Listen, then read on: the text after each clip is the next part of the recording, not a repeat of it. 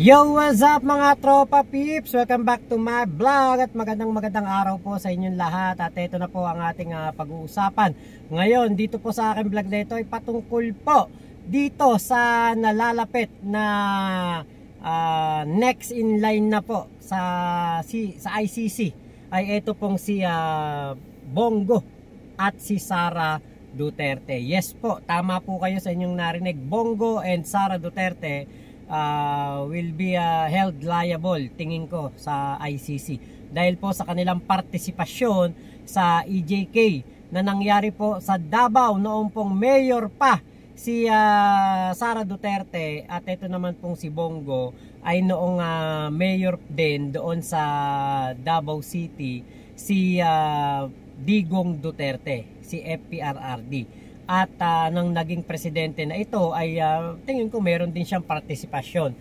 sa napakatinding utos, sa napakadelikadong utos ni Digong na nagresulta po sa malawakang gurguran dito po sa ating bansa para po makakota ang mga PNP noong kapanahunan ni Digong. So ito po ang interview ni Richard Heydarian at ni Attorney Christy Conti. Siya po ay ICC accredited counsel na tingin ko talagang siya po ang makukuhaan natin ng mga reliable information patungkol po sa mga tao na nakakasuhan dyan po sa ICC. So ito po yung video, pakinggan natin. First removed from the election day, no? At obviously, kanina pinapanood ko yung mga meeting d'avance nila Bato, medyo panic mode yata si Kuya. Talagang, pero ang drama niya, hindi ito dahil sa sarili ko. Talagang nag-double speak na. And then, si Robin Hood Padilla, Senator Padilla, parang basically ang argument niya dito is hindi tayo pwede umasa na 2 or 3 lang makapasok sa atin. Dapat straight PDP laban. Basically, in short, you can see the sense of panic, right? Or sense of worry and concern na if they don't do well in these elections, they could feel the hit more. Let's just put it that way, especially because of this ICC issue. Sara Duterte, of course, also making last-minute endorsement of no less than another Marcos. I don't know if she's learning any lesson from her life in terms of dealing with the Marcoses. But at the same time, some of these people like Bato de la Rosa are top 5. He could get more than 20 million votes on projection dyan. I know this is a political issue, attorney. You're a lawyer. You're directly involved dito sa ICC issue na yan. But I'm finding it hard to separate the politics, the election politics of this from also the legal horizon of this. Because I think the last time we discussed this issue, parang we were looking at the possibility na by the time na magkaroon ng first, I don't know, pre-trial, whatever you want to call it, in September, the idea is siguro dapat hindi mag-isa lang si Digong. Na at least the other side of the coin or the other sides of this jigsaw puzzle should all be there.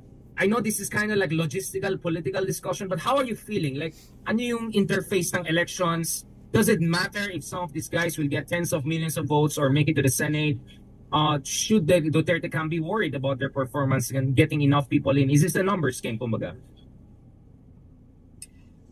Essentially, yes. And it's a numbers game not only for 2025, but also for 2028. So if kumbaga, we're looking at the long term or the longer scheme of things, we're talking about the presidential elections in 2028, where Sara Duterte, who is someone probably within the scope of the investigation. Hindi na nga lang probably, sure ako na na-investigate yan. Can you explain on that, Attorney?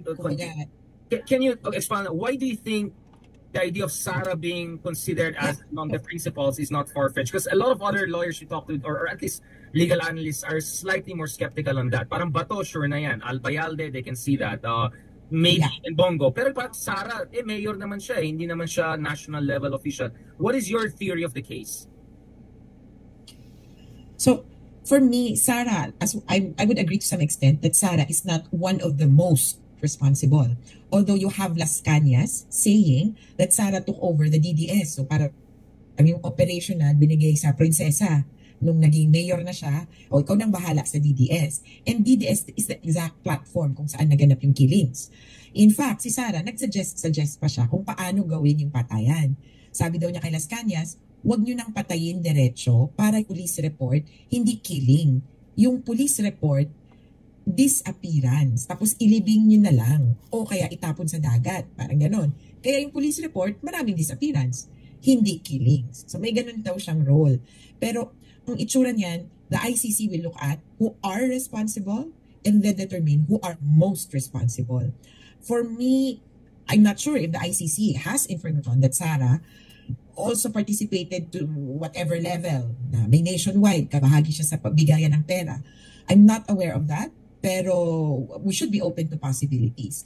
But that's right, Bongo and Bato de la Rosa will certainly be considered as most responsible. Bato, I'm pretty sure magkakaroon ng warrant of arrest.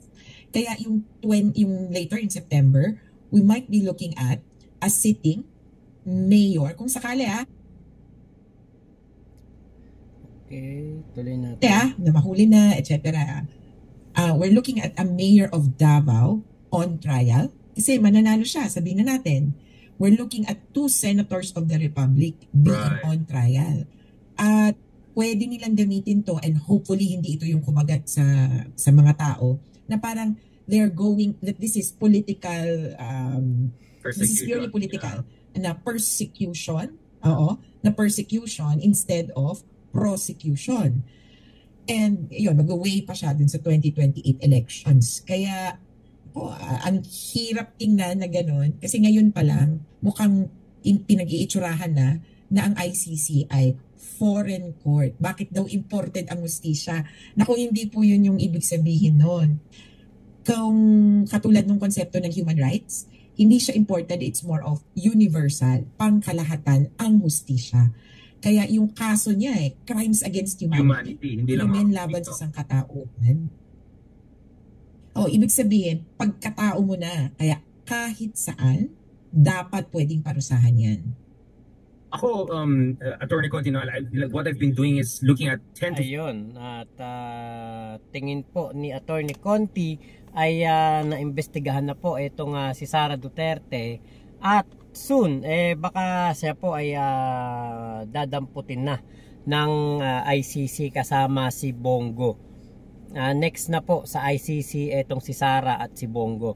Siguro si Bato de la Rosa ay tingin ko talaga meron ng warrant of arrest at naghihintay na lang ng tamang tiyempo para po kung kailan ba siya dadamputin, di ba, para po kumbaga kailangan ng perfect timing Katulad ng nangyari kay Digong, saktong-sakto pagkagaling ng Hong Kong ay hinuli na po siya doon sa NAIA, di ba? Kaya po tingin ko ay perfect timing na lang ang hinihintay ng mga huhuli kay Digong ay kay Bato de la Rosa, at ito po ay dadamputin na. So ito pong mga tao na ito, si Sara, si Bongo at si Bato de la Rosa, ay mga nanganganib na talaga na mapagbayad po sa ICC. Nakikita natin itong mga nakaraang panahon ng kampanyahan, talagang paawa effect po itong grupo na ito ni Digong, nila Sara, nila Bato at si Bongo. Talaga pong sila ay puro paawa effect at puro po pagpe-fake news ang kanilang pinapakawalan para nga po makakuha ng simpatya at magresulta na sila po ang iboto ng taong bayan. Pero sana po, di ba, ay hindi po makinig ang mga Pilipino sa mga katulad po nitong mga tao na ito, dahil po wala naman po talagang katotohanan ang kanilang mga paawa effect at hindi po totoo na sila'y kinakawawa. May mga complainant na Pilipino na doon po lumapit sa ICC para makakuha po sila ng hustisya, dahil kung dito po sa Pilipinas sila magsasampa ng demanda, sigurado ko na hindi po sila makakakuha ng hustisya, dahil meron pa rin namang mga galamay si Digong na natitira sa ating pamahalaan.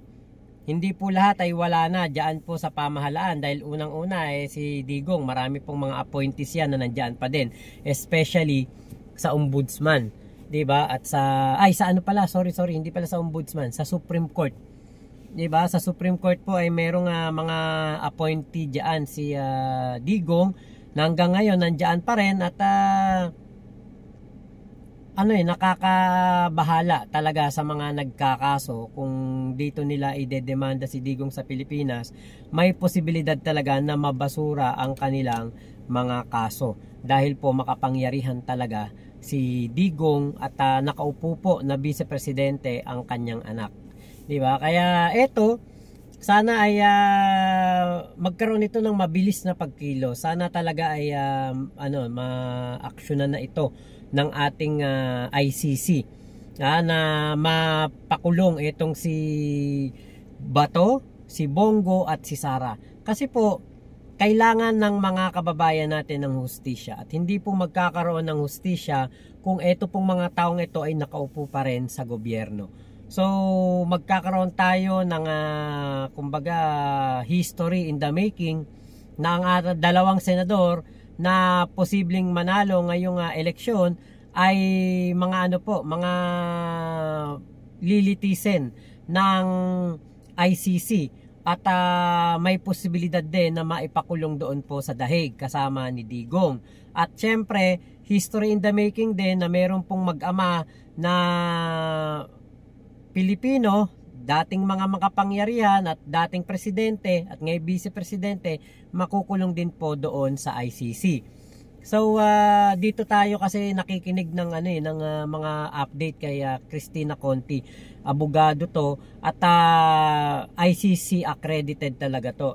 Siya talaga po ang counsel ng ICC dito po sa Pilipinas. Kumbaga, kung meron pong mas reliable na information tayong makukuhanan ay talagang si Cristina Conti yun. Kaya po dito ako sa kanya nakikinig. Kaya salamat kay Richard Heydarian na ating na-reactionan itong kanyang video na ito. At nalaman natin ng information na talagang si Sara will be held liable